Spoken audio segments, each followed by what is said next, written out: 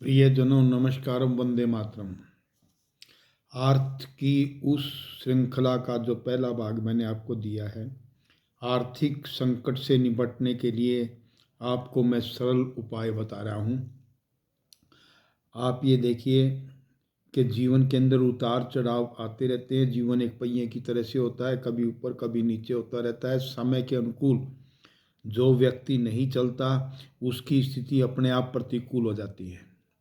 प्रियजनों, यदि आप किसी भी उसके अंदर आप अपनी अवस्था से नीचे आ चुके हैं, कोई आर्थिक अगर आपका स्वरूप खराब हो चुका है, तो उसके अंदर पहले मैंने बताया भी था, विचलित मत होइए। आपका जो काम है उस काम को ध्यान से करने का कष्ट करें। कैसे? जैसे आपके घरेलू नाजायज जो खर्चे हैं या काम संबंधी जो नाजायज खर्चे हैं, वो कार्य अपने ऊपर धार लें और उस खर्चे को कम कर लें। पैसा कमाना, अगर कमाई ना हो तो खर्चा कम करना, ये दोनों ही कमाई के साधन हैं। ऐसी अवस्था के अंदर आप अपने जो भी व्यापार संबंधी नाजायज खर्चे हैं, जिनको आप दूसरे किसी साधन से पूरा कर सकते हैं, उनको आप कटौती करने का कष्ट करें। दूसरी बात, अपने उसी काम के अंदर चाहे जो भी आपके पास में साधन आता है उससे 1 रुपया डाल करके बढ़ाने का कष्ट करें। यदि किसी व्यक्ति की आपके प्रति देनदारी है, तो यदि आपको करोड़ों का देना है या लाखों में देना है और आपके पास सिर्फ 50 रुपये फालतू बनते हैं, आप 50 रुपये भी उस आदमी के पास पहुंचा दें। सुबह प्रभु से प्रार्थना करें कि प्रभु मैं काम करने के लिए तैयार हूँ, मुझे इस ऋण से मुक्ति दिवाई जाए। तो ऐसी अवस्था के अंदर यदि आप ये नियमित रूप से करते रहते हैं, तो आपके सम्मान को कभी भी आँच नहीं आएगी।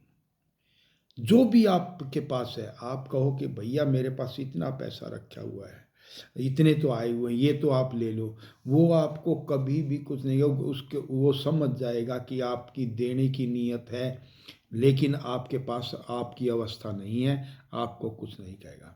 प्रियजनों, ऐसी अवस्था के अंदर एक और बात आपको बता रहा हूँ। यदि किसी आप व्यक्ति ने आपके पैसे रख लिए और वो देने नहीं आ रहा, उसके ऊपर समय बर्बाद मत करो, उस समय का सदुपयोग करो। जाने से, समय खोने से कोई भी उपलब्धि नहीं होगी, क्योंकि दो अवस्थाओं के अंदर पैसे आदमी नहीं देता। पहली अवस्था ये है कि यदि उसकी जेब में पैसे ना हो, उसके पास कोई साधन ना हो। दूसरी अवस्था, या फिर उसकी नीयत खराब हो चुकी है। नीयत खराब हो चुकी है, जब भी उसके पास जाने का कोई फायदा नहीं है, और यदि आपको वो पैसे, उसके पास साधन नहीं है देने का, तब भी उसके पास जाने का कोई फायदा नहीं है। आप ऐसी अवस्था को समझदार, अपनी क्रिटिकल अवस्था को, जो आपकी असामान्य अवस्था आई हुई है, उसको धैर्य से जिए, अपने साधन में लगे रहें।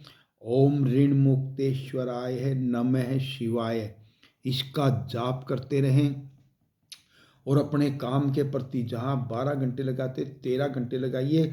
और उसी का, यदि उस काम के अंदर कुछ कमी आई हुई है, तो उसी से संबंधित जो आप काम कर रहे हैं उसको बढ़ाने का कोशिश करें। मैन्युफैक्चरिंग यूनिट में है तो आप इधर से माल लेकर के उधर देने का प्रयत्न करें। यदि आप सेल्स के अंदर हैं तो 2 चीज़ें और बढ़ा करके उस सेल्स को बढ़ाएं। तो मैं आपको 2 एपिसोड आपको दे चुका हूँ, आप उन पर यदि अच्छी तरह से चलेंगे तो मुझे नहीं लगता कि आपकी आर्थिक स्थिति नहीं सुधरेगी, अवश्य सुधरेगी। और प्रभु के ऊपर मन लगाए रखें, प्रभु के ऊपर ध्यान रखें। आप अपने घर के खर्चों को ही काफ़ी मात्रा में, मतलब हजारों रुपए की मात्रा में बचा सकते हैं। ज़रूरी नहीं है कि हमें पिज़्ज़ा बर्गर और दूसरे बाहर की चीज़ें खानी है। नमक मिर्च के साथ भी खाना खा करके और आप अपना जीवन काट सकते हैं। बचे हुए पैसे को उसके देने वाले के घर पहुंचा सकते हैं। अवश्य परमपिता प्रभु आपकी मदद करेंगे और आपको आगे बढ़ाएंगे। पुनः आपसे अनुरोध है कि आप कभी भी देरी मत खोना और जो मैंने बात बताई है उसके ऊपर लगन करना। और इसी तरह के सार्थक वीडियो यदि आपको देखने हैं, चैनल को सब्सक्राइब करके आप पीछे के सारे वीडियो देख सकते हैं। नमस्कारम, वंदे मातरम।